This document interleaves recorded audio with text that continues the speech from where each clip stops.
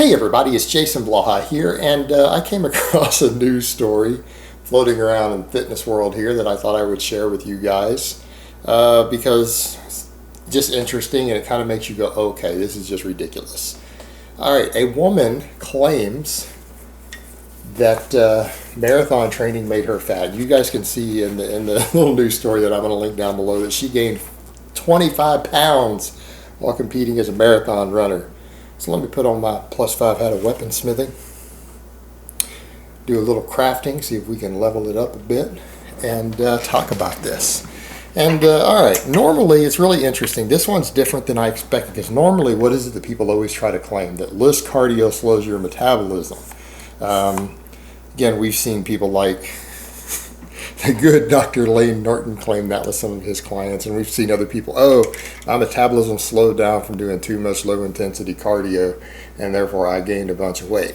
No, you just overate. But people try to claim that. They try to claim there's thyroid downregulation and everything else from doing huge amounts of it while on a very, very low calories.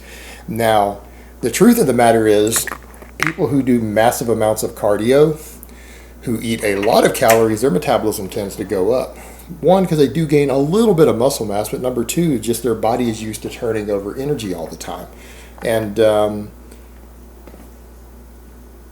people worry too much about recovery. And I think that's something that needs to be addressed here, is that this woman pointed out, and I'm going to get it to here to a minute to what she's doing wrong, but she did point out one of the problems that she noted is that so many people after their events, they focus so much on post-workout recovery, when the truth is, honestly, even for marathon training, yeah, you might burn a lot of calories, but most of the calories that you're burning are from energy stores you've eaten previously.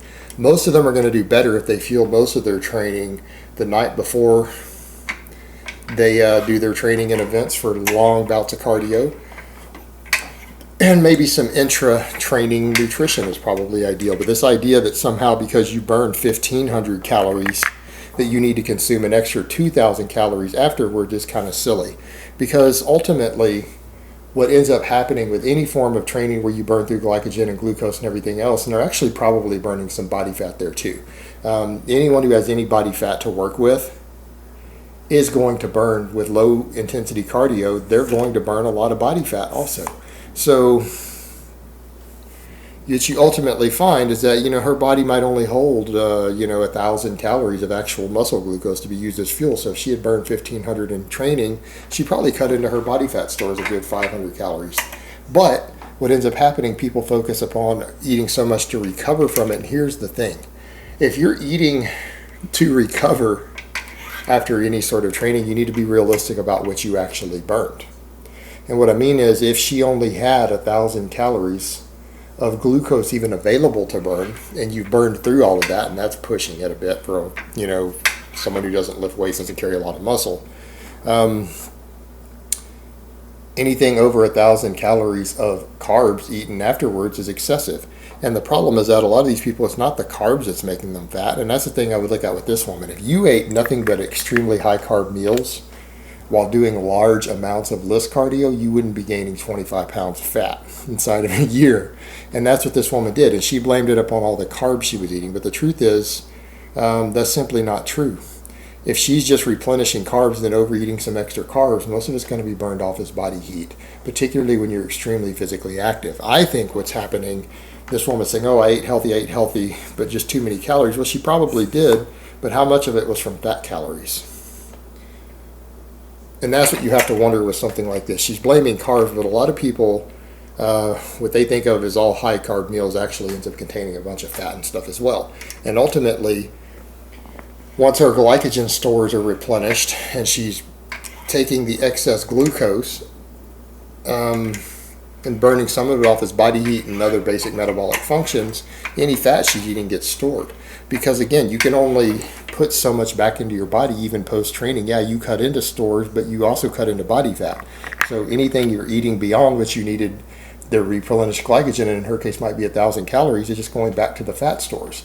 So ultimately, this is just about not being aware of what you're eating or thinking about your diet. Because in her case, had she eaten 2,000 calories of pure carbs, what you'll actually see is just a little bit of metabolism boost, you'll see some extra thermic effect in the body, and she'd have been fine if it was really low fat. But if she had burned 1,500 extra calories and she ate 2,000, but she had cut into 500 calories of her fat stores, but she ate 1,000 calories of carbs and 1,000 calories of fat, and that's probably what happened with her 2,000, she ends up gaining body fat afterwards. And that's where a lot of these people mess up, and I think that's exactly what this woman did. She's claiming it was just purely from all the carbs. No, she was adding extra fats to everything.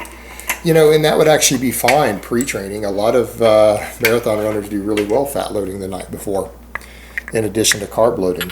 But again, the sort of mistakes people make, because this woman thinks she was eating just all high carb meals. You don't get fat from eating really high carb, healthy food, because she's talking about healthy foods. Because you're going to end up getting a lot of fiber and a lot of satiety unless you're eating fat also. And that's the thing. Even healthy fats make it easy for people to overeat. And that's the difference. For people who struggle with their appetite, and it sounds like this woman did, because it's an issue of binging after doing long, insane amounts of cardio for marathon training. People who overeat a lot, and I'm speaking from personal experience as someone who has gained 100 pounds of fat twice in her life and had to lose fat and has gotten pretty lean before a few times. I understand my appetite pretty well, and I'm in the same boat that most people are who are chronic overeaters. I can't mix carbs and fat together to a large extent and not overeat. For someone like me, I can do a ketogenic diet that's mostly fat with no carbs because the ketones themselves are appetite suppressing. Or I can choose to eat a high carb, high fiber diet and keep the fat in check.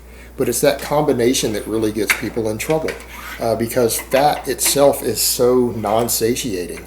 It's very, very easy to overeat fat, whereas it is a lot harder to overeat fiber and carbs. It really is. Fibrous carbs, whole wheat pasta, brown rice, beans, things like that, you can overeat them, but it takes a lot more work to do so.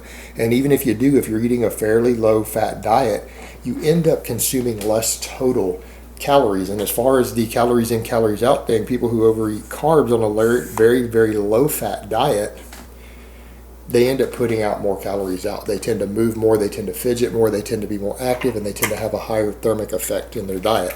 So people who are doing that are going to tend to not gain body fat as easy anyways. Just something I've had to learn to deal with myself as someone who can easily eat 4,000 calories and still be hungry, 5,000 calories and still be hungry. As a true overeater, I know exactly what happened to this woman. She was using too much of, I'm just going to eat as much garbage as I can and claim I ate nothing but healthy food to recover, and she ended up mixing large amounts of carbs with large amounts of fat. She ends up replenishing her glycogen stores and then stores all of the extra fat she's eating. And it's also a case of people, again, not being mindful of what they eat. And it does go to show that you can, even an endurance runner can eat enough extra fat and junk in their diet, particularly if they're eating too many refined foods, to gain 25 pounds of fat, because that's a lot of body fat gain. Particularly for someone as active as she was running marathons.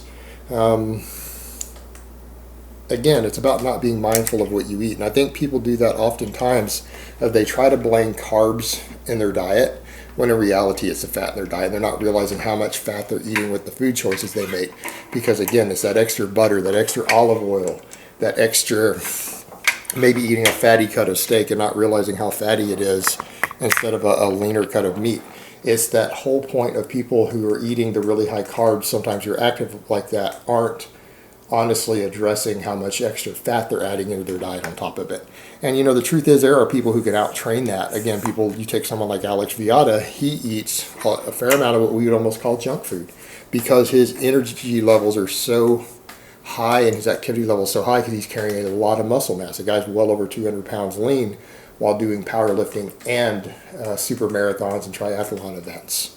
So he ends up having to eat extra donuts and stuff and still stays lean, but he's also carrying an enormous amount of muscle mass and probably doesn't have the appetite issues a lot of us have.